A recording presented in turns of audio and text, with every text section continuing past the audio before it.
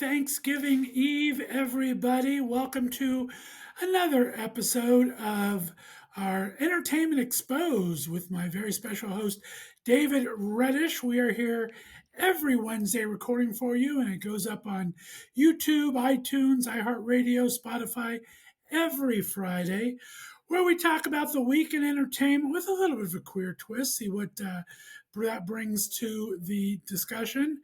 David, how you doing today, sir? I am doing very, very well. Happy Thanksgiving Eve to you too. These holidays are too freaking quick every year, but this They year certainly especially are. seems weird. Oh my goodness, it's flying by. I put up my tree last weekend because otherwise I feel like I won't have any time to enjoy it. So the Christmas before Thanksgiving is a little wacky. You can see I've got my stocking up by the fireplace with glee. But yeah, I'm very much looking forward to it tomorrow. What will you do for Thanksgiving tomorrow? I am decorating my tree today and probably finish the house tomorrow. Um, my cousin on my dad's side is throwing kind of an all day Thanksgiving because most of the people in her family are firefighters and policemen and nurses. So a lot of them are working a lot of different shifts. So she's having like an all day affair. So I'll stop by that for a couple hours. And then our Pride Center here in Northeast Ohio, Full Spectrum, does a Thanksgiving dinner. So I'll probably pop by that and volunteer or eat for a little bit. But that's it. Nothing exciting. It sounds delightful though. Exactly. Well, let's get into it. I mean, we Yeah. finally finished the Wicked of it all. We had the premiere last week. I did get to see it the day before Thursday night. I made it a movie weekend last weekend. So now you see me, now you don't. But let's Oh. talk Wicked. Did you get out there? I have not seen it yet because Universal has not sent me a screener and I was not invited to a critic screening. So, despite my emailing them, I'm not happy. So, I will see it eventually. If they want it for awards consideration, they have to send it to me at home. So I will see it, but I have not seen it yet. What did you think? Well, I got lucky. I have a friend that works in one of the local theaters, so he invited me to a special friends and family Oh, Thursday evening cool. preview of it. So it was nice. So it was the theater was pretty full almost. Um, Pretty much what we talked about last week. If you missed the episode, go back and look at it. But music, not as exciting. There's no great songs. I mean, I thought the duet between Cynthia Erivo and Jonathan Bailey was fantastic, which I was expecting to be. Of course, the duet for Good with Cynthia and Ariana was fantastic.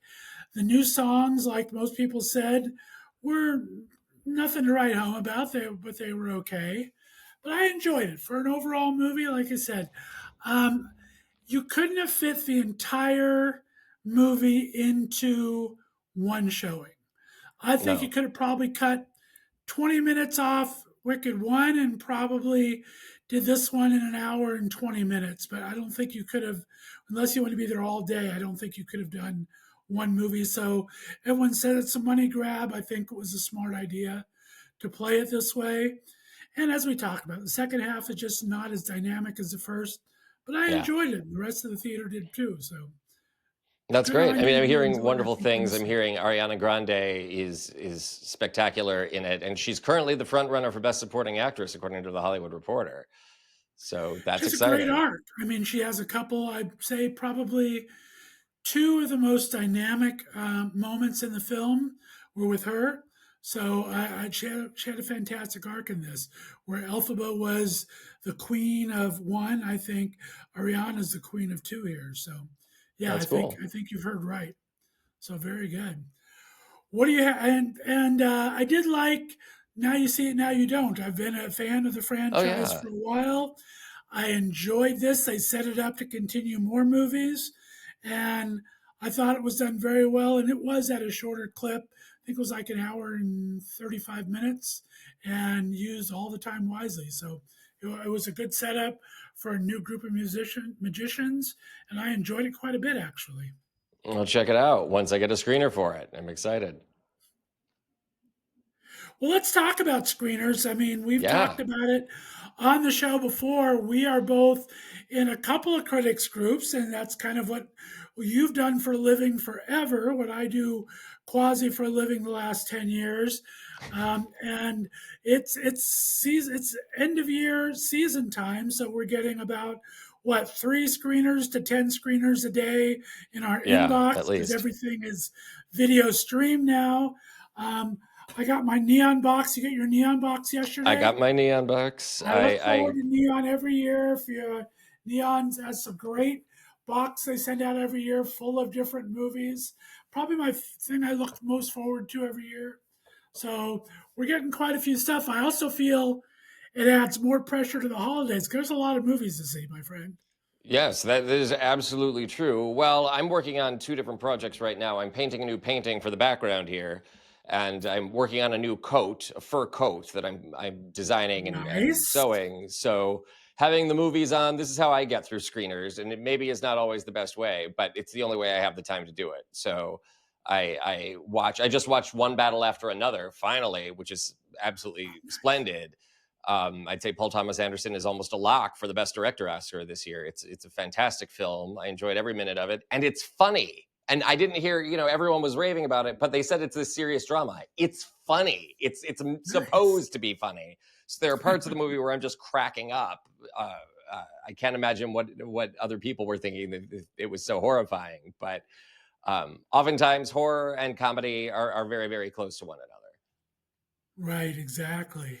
I love that. I'm going to have to definitely check that out.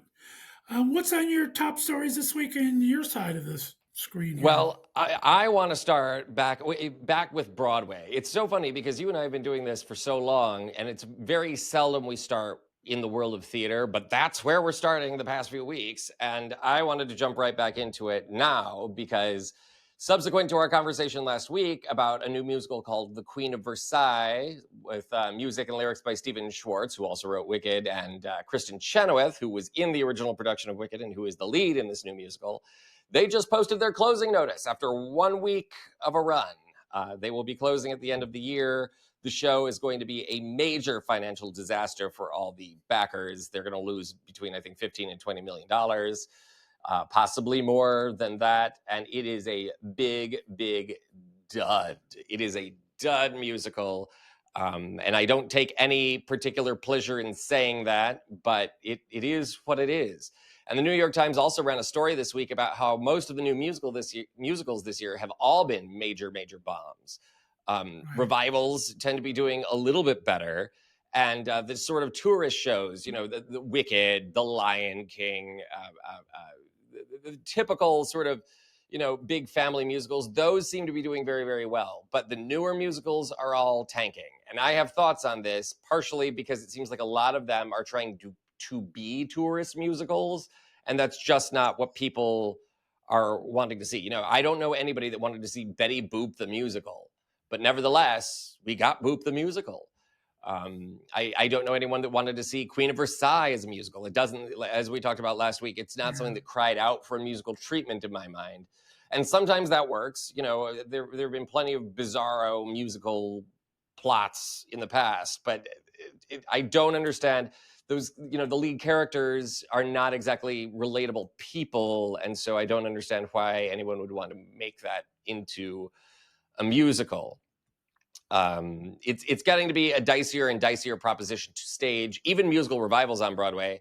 The big Cabaret revival that starred Eddie Redmayne initially, and later, Orville Peck, Adam Lambert, and Billy Porter, that ran for quite a long time, but it's still going to lose about $20 million just because the production was so expensive to do and it did not draw the crowds they were expecting. I have thoughts on that as well. It was not that long ago that there was another revival of Cabaret with Emma Stone and Alan Cumming, so I think it was maybe a bad idea to try and revive it again so soon. But it's also, I don't think a big tourist musical. It's a musical people like quite a bit, but you need time. I don't want to sit through Nazis and pre-Holocaust, Weimar Republic all that often. I don't know about you. Well, I've heard the same thing, and you couldn't escape the news about Versailles over the last couple of days, and No, it's been really uh, bad. for the queer of it all, they are putting part of it on backlash to Chenoweth for her stuff with Charlie Kirk, which she never really apologized for. So they said the gays are just not going out to support it like they would hope. And it's been kind of a big story, I think, the last few days. And like I think you said, January 4th is the last Yeah. airing of it, I think. So, and I think Yeah. she, if I'm correct, I think I saw a post today from Chenoweth that she's taking a couple of days off and her understudy is going to be on, and she kind of hyped up her understudy because I don't think she wants to face the music, to be honest. So it's I very interesting. mean, it's got to be hard for her. We can criticize some of Kristen Chenoweth's taste in Friends, some of her political stances, or the way she chose to handle Charlie Kirk and the sort of aftermath of it all. But so I feel bad for her. That's a lot for anyone to manage, and it's like if we take her at her word that these were sort of innocent mistakes, and people do make those. We talked about Nicole Scherzinger last year praising what she didn't realize was actually sort of a Trumpian hat, and people blew up about it to the point where I know the producers of Sunset Right. Boulevard were actually considering replacing her. That blew over. She recovered. She won the Tony. The show did extremely well. So it can be done. But I think people are sort of, it's interesting that all of this is happening as Wicked Part 2 is coming out, Wicked for Good, because I think maybe the fact that Ariana Grande is getting so much praise, it sort of is souring people on Chenoweth and sort of reminding them of, oh, she's brilliantly talented, but she kind of only does one thing, and maybe she's not the great diva we've made her out to be. So I think, I think that's probably hurt the musical somewhat. I think, like I say, I think the big problem is that the music is just not very good, and it's not a story that people really wanted to see turned into a musical. But Right. on the subject of understudies, this opens up a great line of conversation, because last week I saw Suffs, the I was going to new ask about that. Yeah, yeah, talk to me. new North American tour playing here at the Pantages Theater. I was there on opening night. And you talk about things. This is another good example, Scott, because this is something. The women's suffrage movement in the early 20th century was not something that cried out for a great musical treatment in my mind, to the point of even when I was walking into the theater, I was like, I hope this goes by fast. I hope it isn't a slog to get through. What have I just signed up for? And I could not have been more delighted. This is a fantastic new musical. It is an all-female cast of extraordinary performers that play even male roles. It's not all female characters. And it is sort of the story of the grassroots women's suffrage movement in an effort to give women the right to vote, and then what later becomes the push for the ERA, which we still don't have, but that's neither here nor there. It's a splendid musical with some terrific terrific music, including "I'm an All-American Bitch," which is just made for drag numbers, I promise you.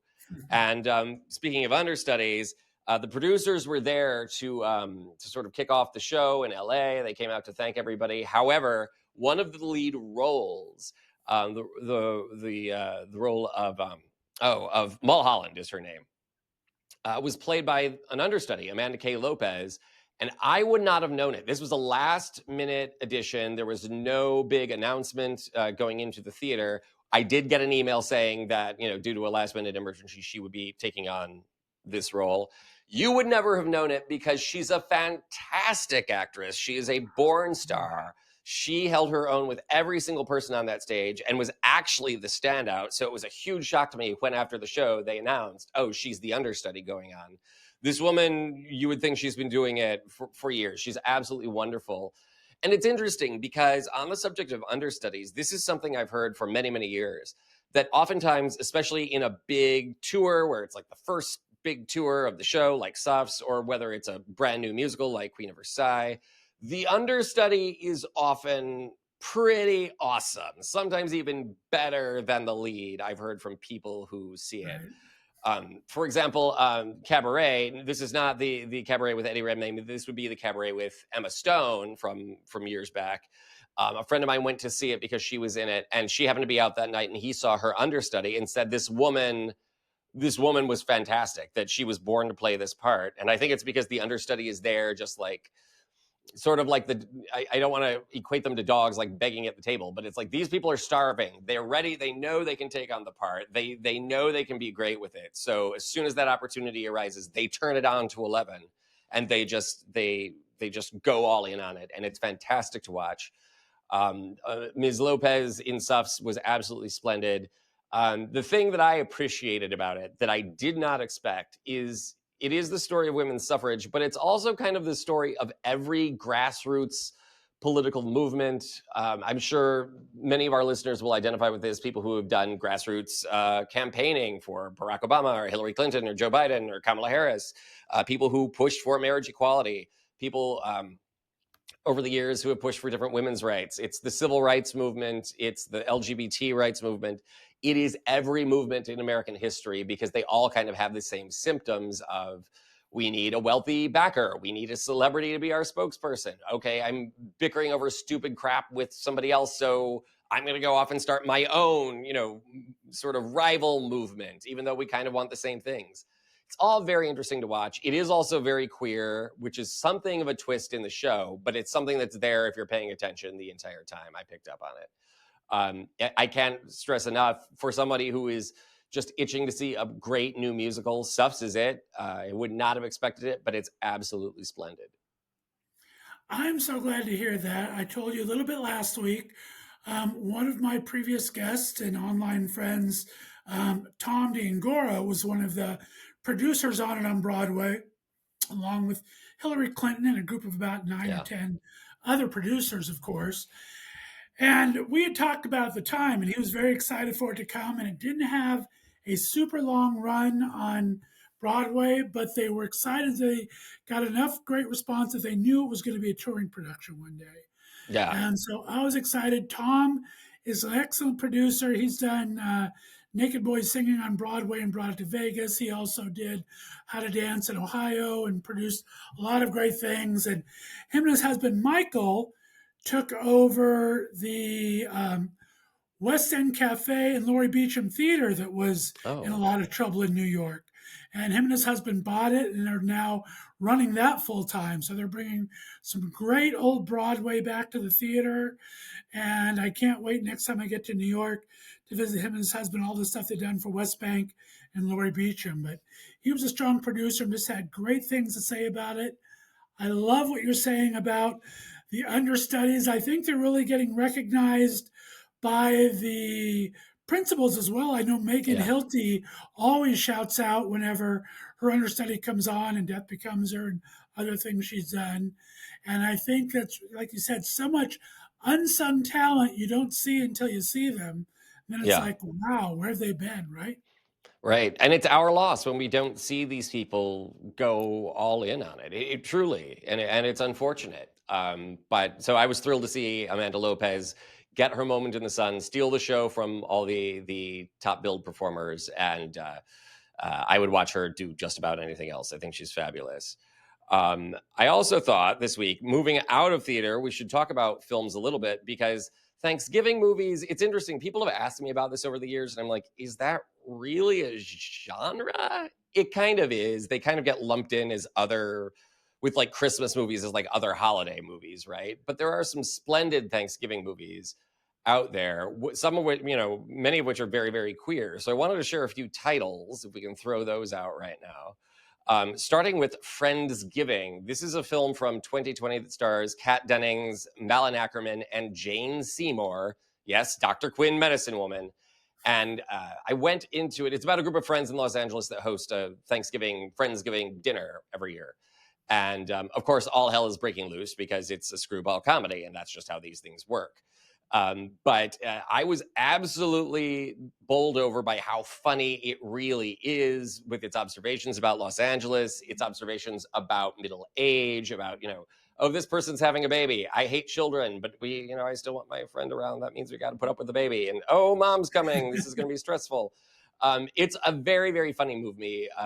Kat Dennings obviously needs no introduction. People will know her from the Marvel Universe. She's a very, very funny woman. Malin Ackerman is a natural comedian in addition to just being extremely beautiful. They have great chemistry together. Kat Dennings plays a lesbian character, which adds a lot to the plot. We got three lesbian icons. Fortune famester Margaret Cho and Wanda Sykes have cameos, and I won't spoil what they are, but they're pretty, pretty awesome. And Nice. then the big thing I want to stress to people, This is the most I've loved Jane Seymour in anything. I mean, I was fairly ambivalent to her before. And we think of her as this typical English Rose type actress known for dramas like Somewhere in Time. She steals the movie, and as this boozy, horny mother that comes and seduces all the younger guys, she is damn funny, and it's absolutely wonderful. The movie did not get enough credit, I think, because of the pandemic. But I encourage everyone to check it out. It's on streaming. It is a funny, funny movie, and it is a perfect warm up to Thanksgiving.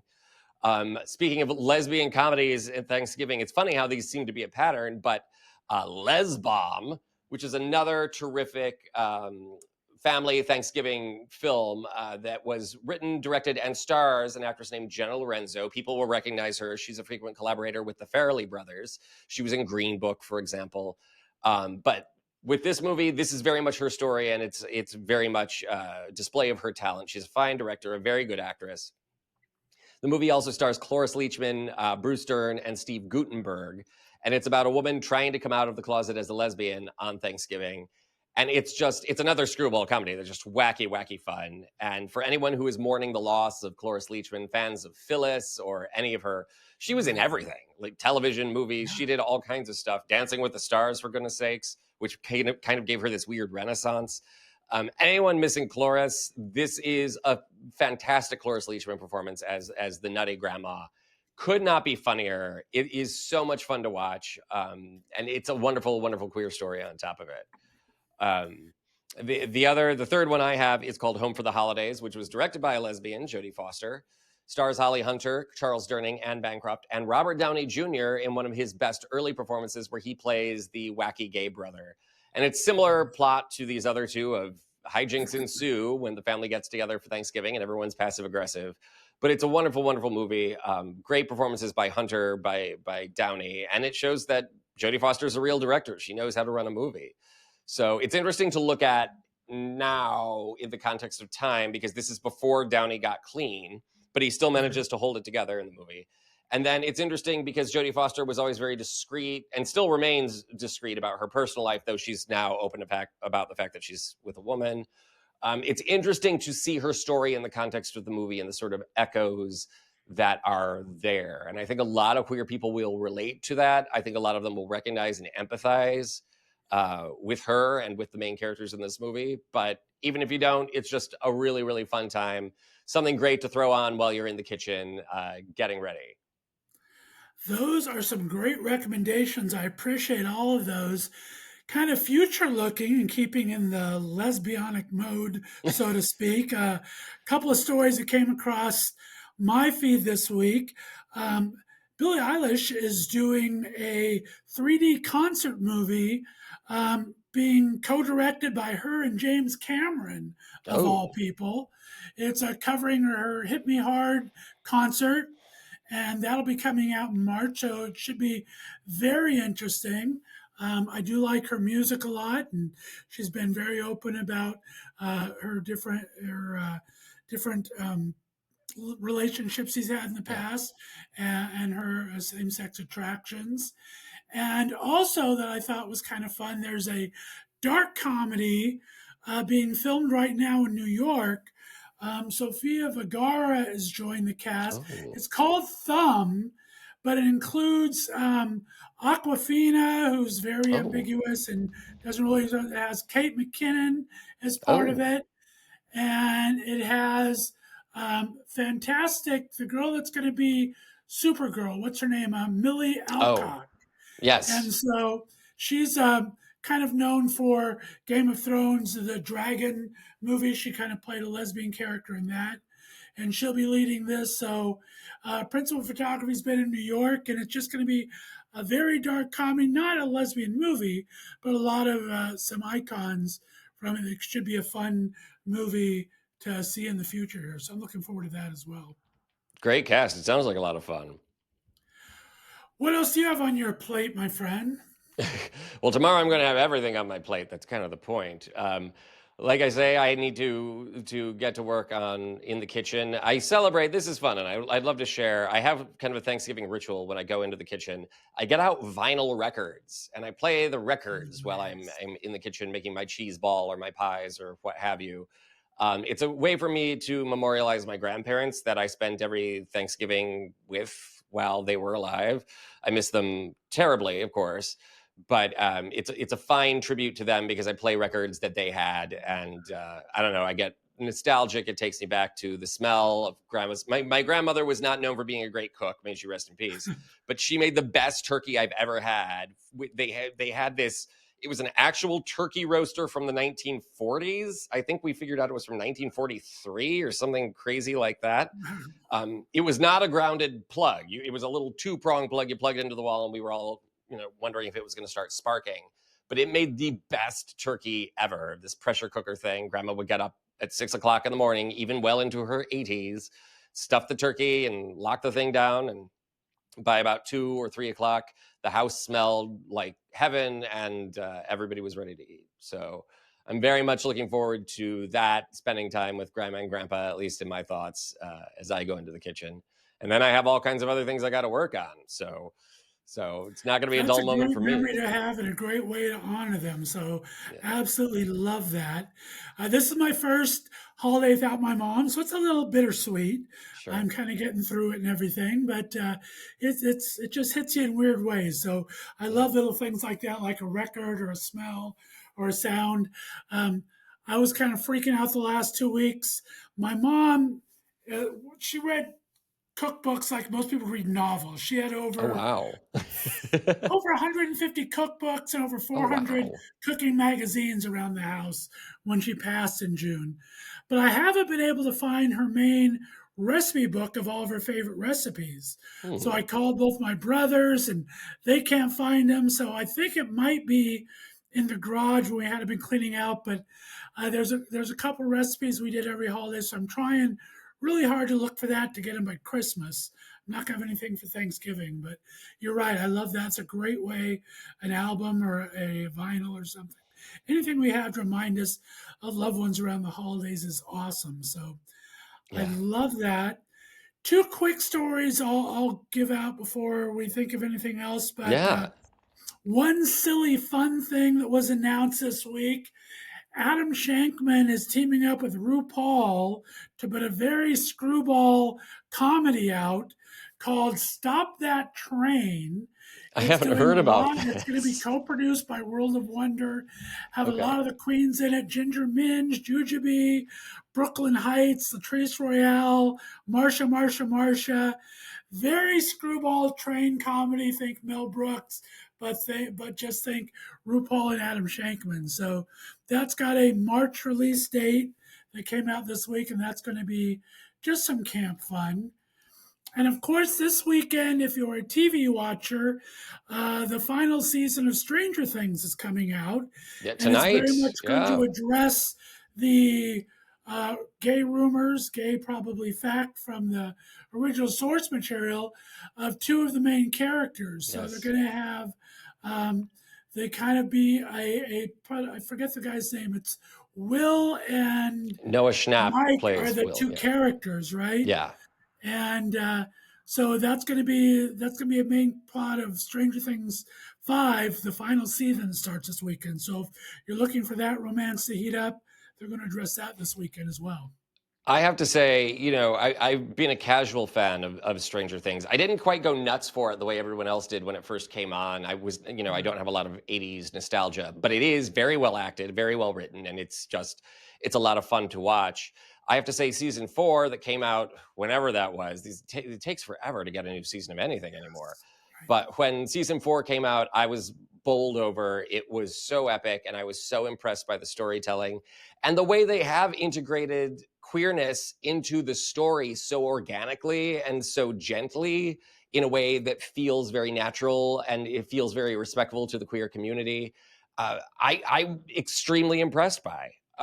It was not, for the record, I remember when season 4 came out, and Will sort of hints that he's gay, and Maya Hawke's character, I can't think of her name right now, she's a lesbian, and everyone's very accepting of them, and it's not homophobic at all. this is supposed to be 1986, I think so. Yeah. 1987, something like that.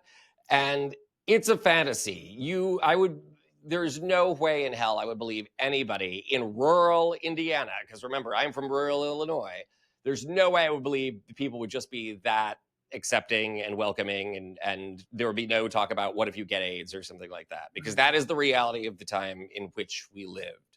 However, it is a show being made today for a queer audience today, and the way that they affirm these characters, some of whom are queer in real life, who have come out, it warms my heart. And then it's like, okay, let's go fight the demons in the Upside Down.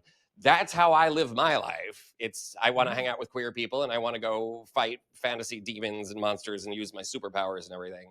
So, it's a terrific way to, I think, enjoy and expand their story. And I'm really excited to see it's coming out in 3 volumes, right? We got the first few episodes tonight, and then more, I Right. think, in December, and then more around Christmas, if I recall correctly, which will wrap up the story before Netflix inevitably starts the spin-offs. Right. But it's been a long 10 years, considering we're only getting 5 seasons out of it or something like that. But I'm excited to see where they go with it, and I probably will be watching it. If not tonight, then certainly tomorrow. Definitely. Big shout out to that cast and crew. And that's what I have on my dance card this week. Yeah. I looking forward to talking to you next week, everyone. We definitely hope you have a fantastic holiday weekend. Oh, you However, too, you're man. able to celebrate. And David, remind everyone where they can find you on social media, my friend. Right. You can find me at the Gay Magneto on Instagram or Ko-Fi. That's the best way to reach me. Or you can check out my full-time job as a political commentator and news anchor on the Occupy Democrats channel on YouTube. And there's lots of news happening there Oh, let as me we tell speak. you. So, yes, and you can find us every week. Like I said, we're live. If you want to join us in studio, you can join into the Riverside app every Wednesday at 11:30 a.m. Pacific time, 2:30 p.m. Eastern time. And the replay is on YouTube and Spotify, iTunes every Friday. So look for that if you miss us there. We appreciate you, and we are getting in the swing of things. So if you're looking to sponsor us, if you are a content creator, if you create movies or music or write plays, contact either of us, either through social media with David or at Left of Straight or at Scott at leftofstraight.com. We'd love to talk to you about sponsoring an episode. And we will talk to you next week. Happy Thanksgiving, everyone. Bye bye. Happy Thanksgiving.